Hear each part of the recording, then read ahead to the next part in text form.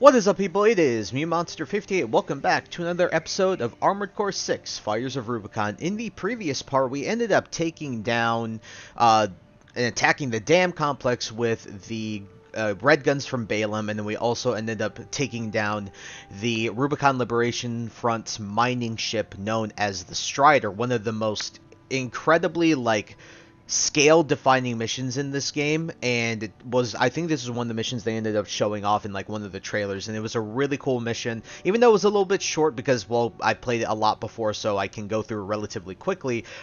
It was a really cool mission and made a statement in making Raven's name our name, a big mercenary amongst these corporations, and we saw a little bit of interaction as well between Handler Walter with Gun 1 Michigan as well as V.II Snail from Arquebus. So we have Arquebus that Handler Walter's talking to, and we also have Balaam that Handler Walter's talking to. So a lot going on there, and today, like I said, our episode is going to consist of us climbing the wall. Now what I ended up doing is I ended up playing and replaying a few missions. So if you go to Sortie and then we go to replay mission, I replayed a few of these just to earn some credits. And also in addition to this, for this mission for Attack the Dam Complex, if your battle log is pending, that means you haven't found it. If you want to know how to find this battle log, essentially after you destroy the first two generators, you want to veer off to the right instead of going towards the objective, and you'll fight a tetrapod MT, which I'm probably showing you the footage of it now, and then if you do that, you will get the log. And then what I ended up getting off of that was I actually ended up getting a new set of arms. I'll show you which ones that we got here. These ones right here. We got these arms right here, which actually I might end up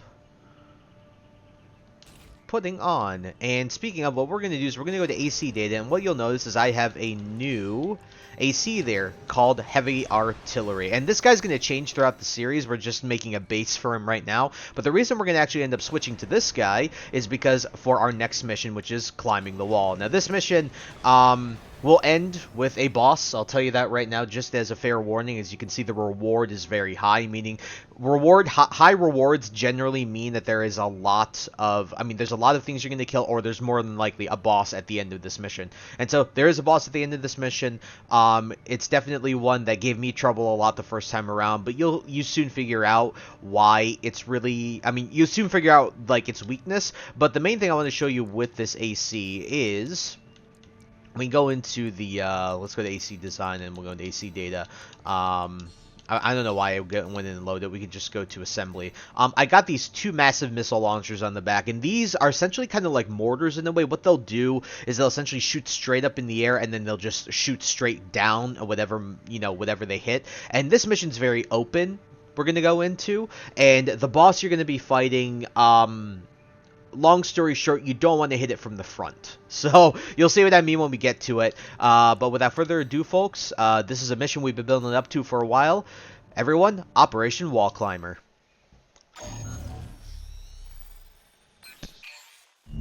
This request comes straight from Arquebus headquarters. They want you to assist with a mission the corporations are calling Operation Wall Climber. This is V.II Snail, leader of the Vesper 2nd Squad. I will chair the briefing for this mission. This is an operation of my own design. Consider it a privilege to be called to participate. You will be attacking the Wall, a key trading outpost fortified by the Rubicon Liberation Front.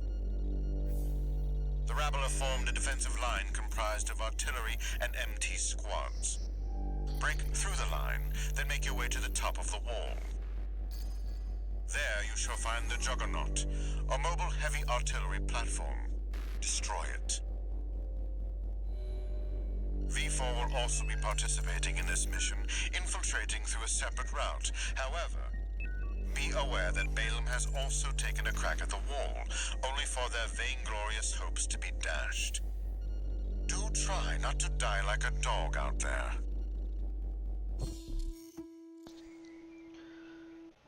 So a quick explanation, just if you haven't gotten it yet. I don't think they really end up explaining this, but the Vespers to Arquebus are the same as the Red Guns are to Balaam. The Vespers are essentially like the Arquebus's in-house AC squad. Very similar, again, the Red Guns are to Balaam. As we can see, V.II Stale, very pompous, very, Yeah, that kind of character. So everyone get ready. We can also see that Gun 4 Volta unfortunately did not make it out of Operation Wall Climber. So what Iguazu and Volta were saying with climbing the wall, well, they definitely tried. So guess we're working for Arquebus now. So without further ado, folks, let's head right in. Your objective is to take the Liberation Front fortress, the wall. Show them you're worth the credits. 621.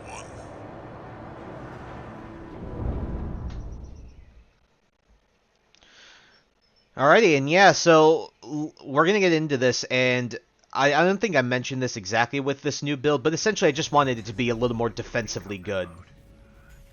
As you can see, our AP is really high. Commence mission. We'll start by clearing the way for Arquebus. Take out the Gatling cannons protecting the city, and the Baus Tetrapod MT further in. There's heavy fire coming from up top. 621. Keep an eye out for cover. You'll never climb the wall, corporation dog!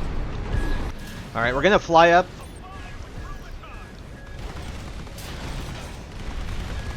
Get rid of those, because those are really, really annoying.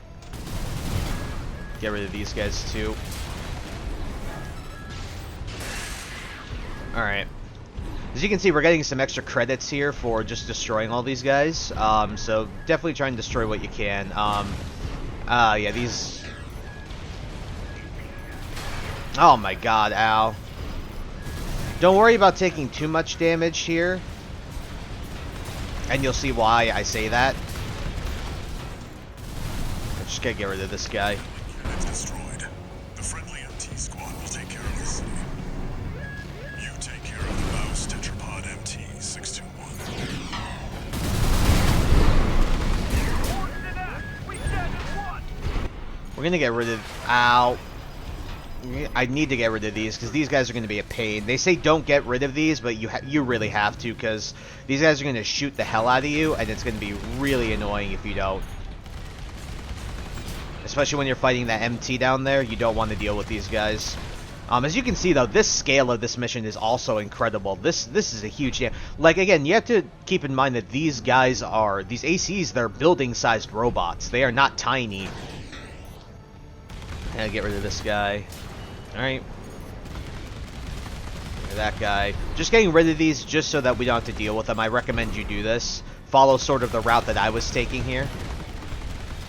Alright, now let's take rid of that tetrapod. Alright, we're going to heal before we get into this. Gotta dodge out of the way. Dodge out of the way. Boom, boom.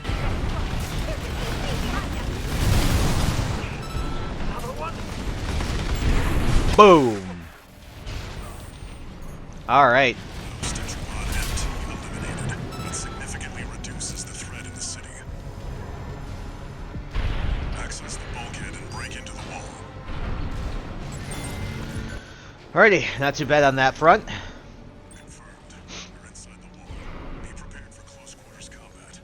Yep, and I'm going to tell you this right now. These missile launchers really aren't going to be the most useful here, so not going to really use them all that much. This is V.IV, Rusty. You're fast. Guess you're sharper than they say. I'll have to step up my own game. Numbered Vesper is an elite. But remember, even Balaam couldn't crack the wall. Don't count on him too much.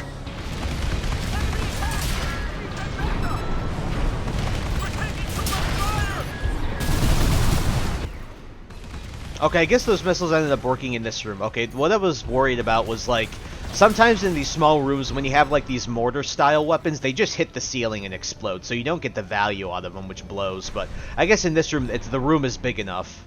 And it also makes me think, what the hell do they need this room for besides storage? Like, what is it like for a human to walk on this floor? It's gotta be crazy, right? There should be a lift nearby. The target is close. Alright, I hope you guys also enjoy the way that this AC looks in terms of, I wanted to make it look weathered, mainly, and I don't know, orange kind of spoke to me. This is similar to one of the builds I have on my main file and stuff like that, so yeah, I think it looks pretty cool. Yeah, but like I said, man, this scale, awesome. I'm really enjoying this. I've dispatched a supply Sherpa. Make sure you resupply. Okay, so when it comes to these resupplies, it basically refills all of your health, your ammo, and gives you all of your repair kits back. So you know that when you get one of these, it's significant because you're more than likely going to be fighting something on the other side of it. So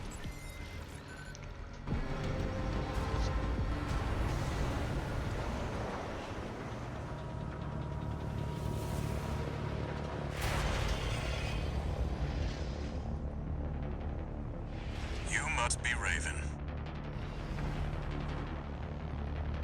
One of the infamous handler Walter's hounds.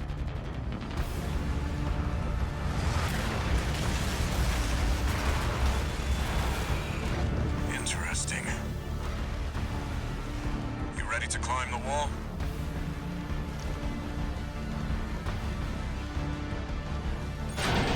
That's the Juggernaut. Heavy mobile. I wouldn't recommend taking it head on. Ed won't be able to keep up with steel gates. I'll distract it while you get its blind.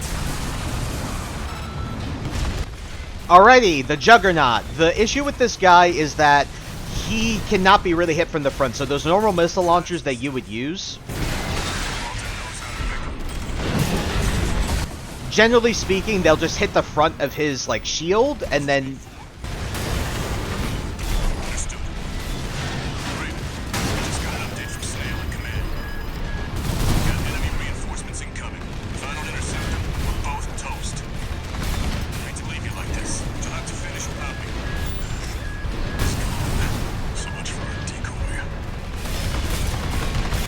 So the issue with that is, like, you'll hit, like, your missile launchers, you'll lock them on, they'll hit them in the front and they won't do anything, which is why I like these mortar-style weapons against him, because you can still hit that little center spot where he is weak.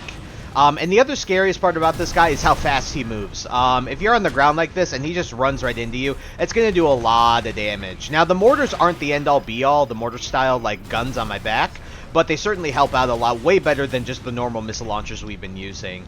You gotta watch out. When he starts to charge up like that, just make sure to dodge out of the way. You want to try to... Well, I did not expect to get hit by that.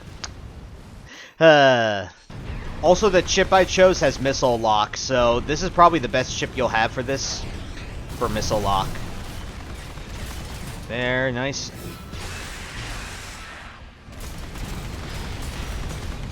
Very nice. I think one more and we're good. We got him. Okay, dodge, dodge. Recover health if we can, or recover energy. Alright.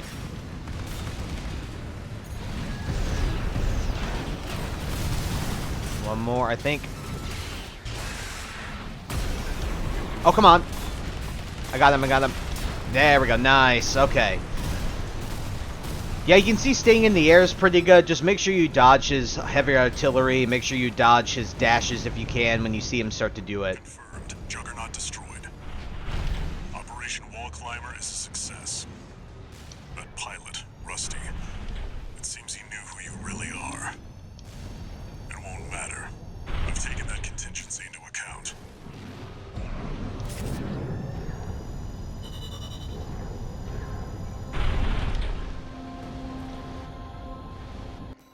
I'm not gonna lie, when you see my, like, first impressions video of this game, this is a mission that I failed a fair bit of times. It is not an easy mission for your first time, so don't feel bad if it sucks. One new message.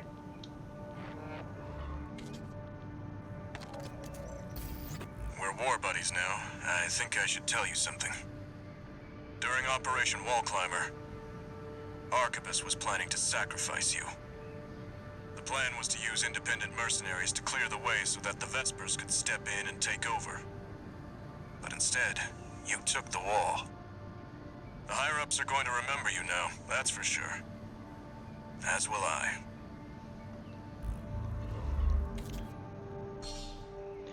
Yep, new exercise for training, which we're going to end up doing, but very interesting. Rusty actually seems very, like, more kind to us than you'd expect. And also, is it really a surprise that the corporate forces were planning to sacrifice us? Not to me, especially when you consider these corporations, all they want to do is make money, just like many corporations pretty much do nowadays.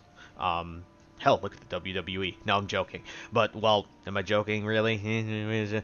But regardless, what I'm saying is, like, corporations like to make money. They will sacrifice people to make money, and this is one way that it's sort of like, in a game, at least in a fantasy setting, that it shows you how true it is, right? Like, even though this may be fantasy, this is very real. Like, corporations don't care. They literally could give a crap less about you. But let's go and take a look at some of the parts, because I guess that there's new parts that we can buy. Oh yeah, so this is a new melee weapon. This melee weapon is very cool. So one thing it doesn't show you in here is that it has that, no, it actually does, yeah. So if you charge it up, you get this big swing, and this is one of the best melee weapons in the game, and I'm going to tell you this, I'm going to buy it right now. It's a really good melee weapon. I really enjoy using it. I'm actually equip it to this one because I like that melee weapon. You also have this. I'm not a fan of these drone ones like this. I just do not like these. What is this one? It's a shield, I think, right? It's another shield, but again, I don't care about shields at all. Is there any new... Oh, yeah, so, okay. So we're going to get into this. So we have tetrapods. These have a unique feature. So when it comes to tetrapods, I'll show you how they work. They launch like this, and then they also have good flying capabilities, but they can hover like this. And a lot of people use these for, like, dual artillery setups with, like, 2 guns in a hand, which I'm going to end up building one of those to show you guys how it works. But basically, they use these for, like, stability. You don't really get the recoil as much. You get really good stability, especially when you're aiming and stuff, and you can sort of float around like this. Interestingly, when it comes to tank legs, these generally have the highest AP. They also move really quickly, but they're terrible when they're flying midair and stuff like that. These are meant for ground combat, and this is essentially eventually what I'm going to be using to make this guy really, really strong. In combination with some new shoulder weapons, which you don't have access to yet, you'll see exactly what I mean. And I know the shoulder weapons are going to be something that people might roll their eyes at because, well, they're really strong, and they were, well used, not just in the regular version, but also in multiplayer. But yeah. You can see. We also have some new chips and boosters. That looks pretty cool. I got a couple new generators. This actually looks pretty good. This one looks pretty good too. Also, let's see. Improves transition and specialization into missiles. That's always a nice thing to hear. I might actually end up picking this up right now. And then we have some new boosters. Assault boost, energy efficiency, excellent performance. Oh yeah, so this is really important for assault boosting. And this actually might be a good booster going forward into a mission that's not too far off, let's just say. Particularly the mission that ends the first chapter of this game, which is an incredibly interesting mission, to say the very least. But for now, what we're going to do is we're just going to continue. Let us go and see, do we have, what other parts did they give us for free there? Oh yeah, oh no, yeah, I'm just going to equip this, and then we're just going to save this as AC data, so we're just going to save here, because I like this a bit better. Let's see what else we got. What other assembly did they give to us? They have lots of arms. Oh yeah, I'm actually going to equip this as well. I think they were pretty solid on this. Nothing for the expansion yet. We have nothing that we can do for that. But, like I said, let's go right into our training. Alright, got 2 more. Tetrapod ACs and tank ACs. Yeah, I know that we have the legs now, but these will explain them a bit better. We'll be able to demonstrate how these guys work.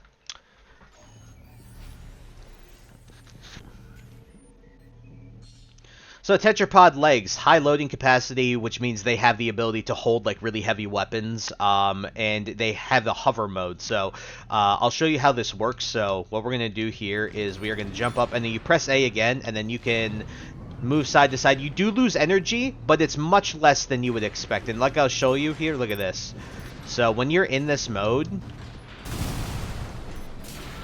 you can see we don't really get recoil at all. And that was a missile launcher, keep in mind, right? You can see how these guys are good for like heavy artillery builds. If you want a little bit more mobility midair than you would with like the tank legs. So we're gonna shoot that. We're gonna shoot that. Get rid of all those guys. You can see this is really cool. And there's a build that I want to use eventually with these guys, and you'll see which one I use. But yeah, pretty damn cool. Let's See if we can lock on here. All that, and then kaboom. Boom. But you can see they have still a pretty good ground performance. It's just you really get that nice advantage. They're not as fast, you know, because they're heavier. There's 4 legs, right? But you can see how this works. Hover mode allows you to maintain an altitude, in turn making it easier to establish a line and lock on without geographical obstruction. Yep, that's, you know, that's the whole point. So that, and then we can just boom, and they're all dead. Yep, so we can, like, if you wanted to, you can, like, scan, and then you could just go, like, kaboom. Boom. Boom. Boom. Easy peasy. So yeah, tetrapods. Really useful for, like, those dual gun style setups. Where all you want is just big kabooms. Yeah, and then they give us the, they give us, I think... Yeah, they give us the big missile launcher, which is always really cool. We might eventually use this. I'm thinking about actually doing an interesting build with the tetrapod, but obviously we don't have the credits to quite build something like that right now, so we're just going to keep going. So let's go back to the training. I'm guessing we can buy it. Yeah, we can buy it. Yep. Let's go back to the training again. We go to tank ACs now.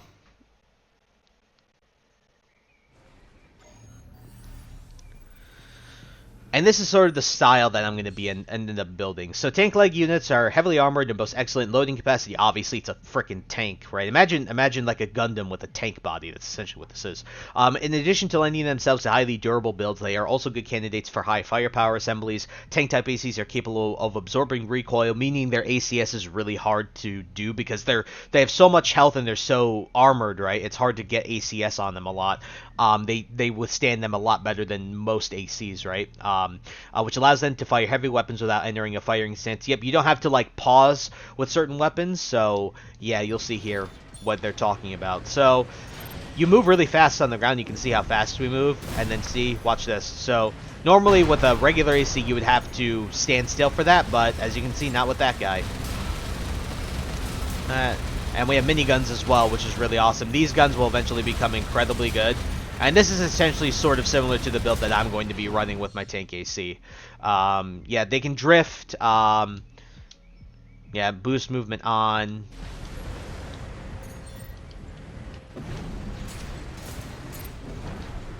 See, we can change direction very quickly. And boom. That guy is getting freaking rolled, dude. Miniguns take a minute to heal, or take a minute to cool down from being overheated. I don't know why it took me forever to say that, but yes. Alright. You see, these make these tetrapods kind of, useless. But you see how long it took for me to get ACS there? Like... Oh my god, look at the damage from the miniguns is insane! And then we'll finish him off with this. Boom! I love tank ACs too. They're really, really fun. Even though they're not the most useful across most missions, you can have a lot of fun with them. Especially because there's a lot of, you know, a lot of missions in this game that are vertical, right? I mean, I've shown that off already, so. We got those missile launchers. Another training exercise. Okay, what I will do, I might end up doing one of these just to... Well, do I want to decrease the load? I don't know. Can we buy... What I'm curious is, can we... I know we can buy this, I'm guessing, right? Can we buy the... No, we still can't buy... I wanted to buy the big missile launcher that the tank had, but we still can't buy that yet, which really sucks. But let's go to the training again. And... Mercenary certification. So I think that this is... We just have to beat the AC, right? So let me go here... Let me go to my AC data. I just want to run my normal one that I've been running. What I'm going to do is I might actually go into the parts shop real quick. And I might cut this out. I'll be back with you guys in a second. Alright folks, so the one thing I changed here is this. I ended up buying this. And this is one that I tend to use a lot. This shoulder weapon. I'll show you what it does. When I re-equip it, I'll show you what it does. So it's essentially like a energy mortar, and I like it because having the option of having this, which is multi-lock on with regular missiles, it just helps out, especially when you're trying to get rid of shields as well. You'll find shields as we get further into the game are more easily, obviously, destroyed by energy. I mentioned this in the last episode, just mentioning it again, just in case you missed it. But going in, let's go to Sortie and let's do our last training mission.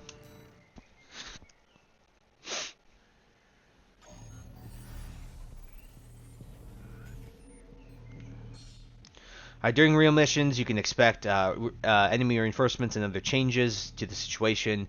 The test of an advanced mercenary is their ability to adjust to a wide range of combat scenarios and adapt their AC assembly to meet the needs of the mission. Alright. You can do this. Just gonna multi-lock on a lot of these guys. I'm gonna get rid of this idiot. Get rid of that guy. Also, just you've been noticing in this game, a lot of this game is also just schmovement. Just very good schmovement. And I'm sorry if these like early episodes have sort of been very like tutorial heavy and stuff like that. It's just that once we get further into this game, these will become completely pointless, and it's just all about your customization of your stuff, right? I missed. Come here, you stupid tetrapod. Ooh, that was close.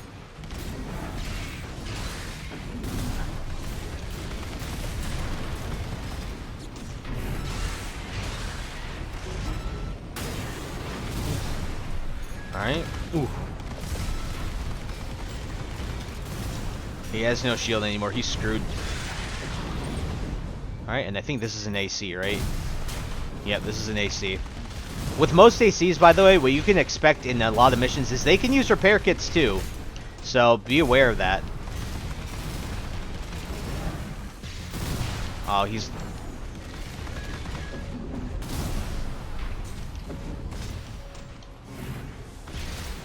God, I'm screwing up with that.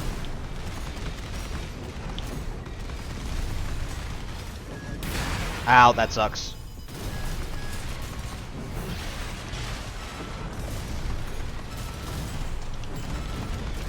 What the heck? Where'd he go? I think he's... Is he dead? Oh, I got him! I got him! He's dead! Yeah! There's our mercenary certification. Just gave you a quick sort of idea of how missions are. Incoming comms.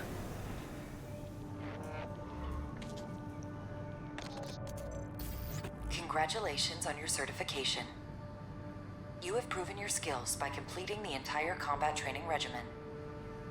Registration number RB23. Call sign, Raven. All Mind anticipates excellent performance.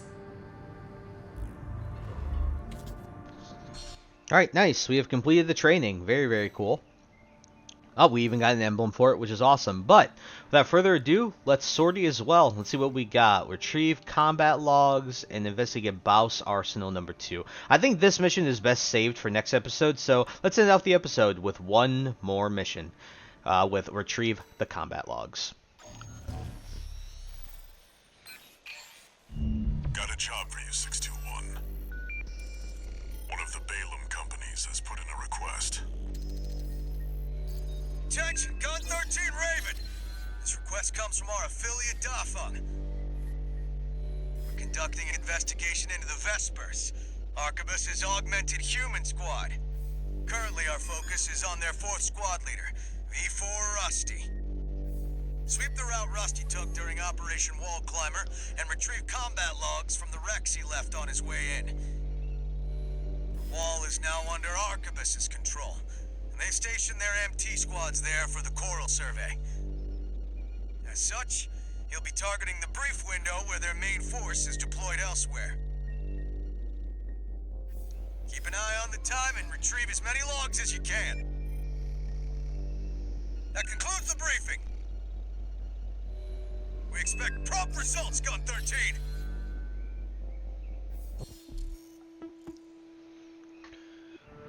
Alright, looks like we're investigating the guy who just helped us do Operation Wall Climber. Mr. Rusty himself. So, without further ado, folks, let's sortie. 621. You should be used to Rubicon by now. break from shooting up the place.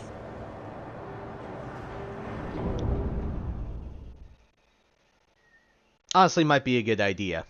But yeah, this mission's pretty typical. It's very pedestrian. There's nothing too crazy about it, but we do figure out some interesting things, I think, about this. If I remember correctly, let's see if we do.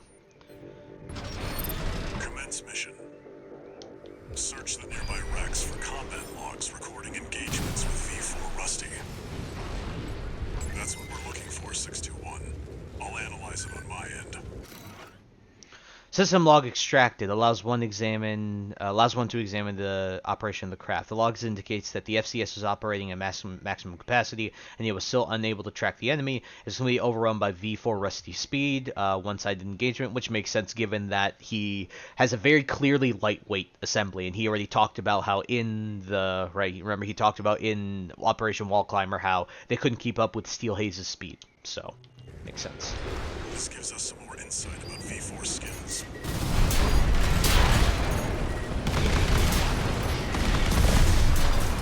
Analyzing log. Alright, next one. Text data extracted from Iraq appears to be the auto-transcription for a voice log. The well we found in Gallia is going to drive sooner than later. We can't just harvest as much coral as we used to, and what little we do get, the corpse squeeze out of us. They know we need it to raise mealworms. How many more children must we watch starve? So as you can see, coral mining, obviously a war over... That's what the coral situation looks like. Yep, you can see coral is such a, that's what everyone's fighting over. Now I gotta see... It's been a minute. This mission, it's actually been a minute since I've done it before, so I think we have to move down this way. Unidentified 18. Open fire! Kill the intruder! Get rid of that guy.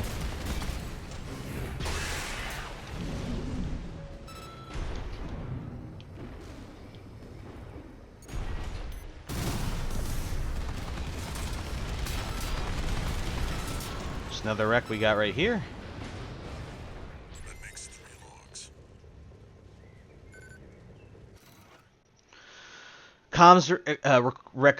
Comms record extracted from a wreck. This appears to be a conversation between allies prior to the start of the mission. We can't beat the top Vespers. We're as good as dead. At least Zai is off duty. She's the Liberation Front's little sister. She doesn't deserve to be out here on the battlefield. She can still love and be loved, have a family. Worthless. And we got one more here. What are you doing here? Oh boy. Looks like they're out scavenging. Could be a dozer. They're still dangerous. Alright, looks like we got some MTs to deal with. Nothing crazy though. Gotta hurry relatively quick. But let's get this. Looks like another Juggernaut, which is wild. Look at that. Oh, it might be the Juggernaut that we just destroyed. I don't know. I assume maybe? Oh no, it's different. Yep, it is different. Video extracted, record extracted from a wreck contains leftover data from attempting to communicate with V.IV Rusty during combat. How could you? I know who you are. I've seen Uncle's files. At least tell me why. Very interesting. This could be worth something. And I believe there's one more, and I believe it is down here, funnily enough.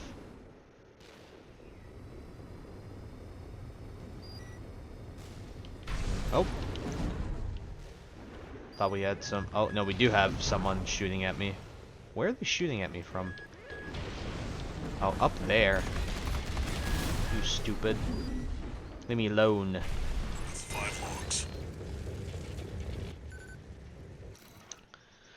System log extracted from a wreck allows one to examine commands received by the craft prior to its destruction. No data regarding offensive or evasive maneuvers detected. It appears that the pilot of this craft immediately pulled the emergency eject lever at the start of the operation. That's, in a way, I kind of respect that, because that's, yeah. If you realize you're not going to stand a chance, might as well get the hell out of Dodge while you can. Nothing we can sell here. Keep an eye on the clock. Either avoid combat or make it quick. What's that? Oh wait, there's one more over there, I think. Yeah, I can see it right over there. My apologies. It's been a minute since I've done this mission. AC pilot, you're no comrade of ours, are you? Wait, you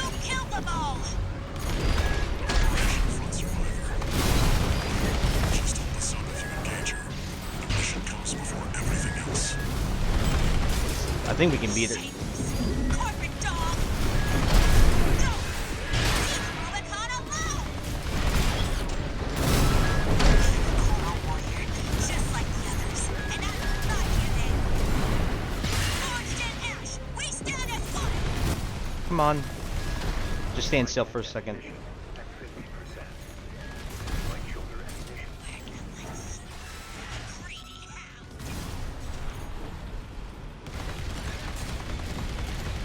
And dead. Sorry. Or shit. I couldn't keep my promise. Confirmed. Enemy AC destroyed. Comms extracted from a wreck contains leftover data attempting to intercept V.IV Rusty's encrypted line. When me comes along will technology Eklano, you must hidden then. Get back to work, 621. I believe that is as much as we are able to extract. We're able to do a lot there. Wrap it up. Arquebus's main force will be here any minute now. We've got enough logs to satisfy the request. That's it for this job, 621. Return to base.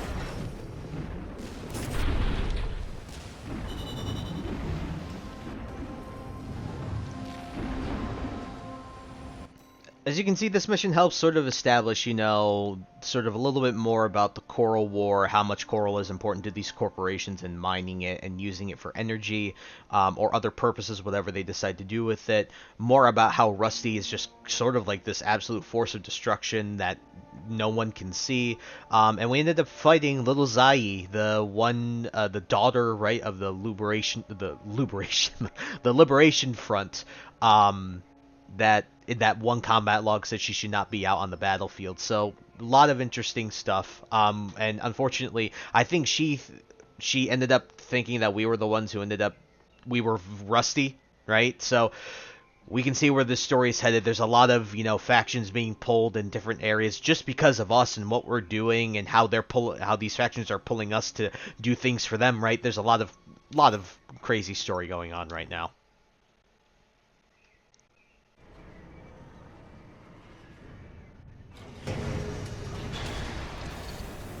Two new messages.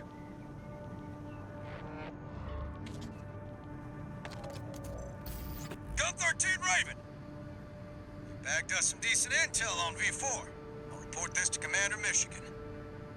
Additionally, I'll introduce myself. Gun 6 Red. But you can call me sir. Privileged to be among Balaam's best, even if I am stuck whipping you independents into shape. Believe you me, I'm gonna put you to work.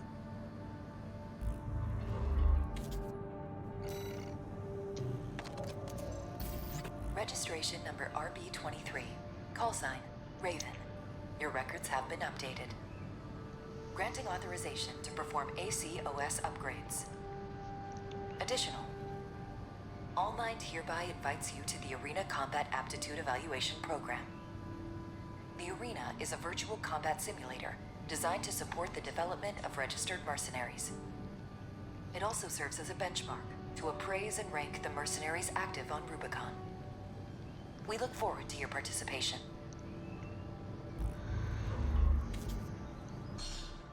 OS Tuning Arena. So, these are something I will not explain right now and that we will get into next episode. But we did a lot this episode. We did some training, explained tanks and tetrapods, did the wall climber mission, did a new mission going into Chapter 1. So I think that this is a great place to stop, especially because we're hitting 40 minutes here on the recording. So, next time on Armored Core 6 Fires of Rubicon, we'll be explaining OS tuning, heading to the arena, and continuing our way through Chapter 1. And so, I thank you guys so much for taking the time to watch this video. Please like, comment, rate, and subscribe, and share this video with your friends. Also, follow me on the socials. Those will be linked in the description below. And with that, guys, once again, thank you so much for taking the time to watch this episode, and I will catch you on the next one. Hope you guys have a wonderful day. Peace. High ambitions and the right mind can take you so far. It's like you lived a few lifetimes. Take off from a break off from the weak minds. They can stay soft. You can change lives. You create.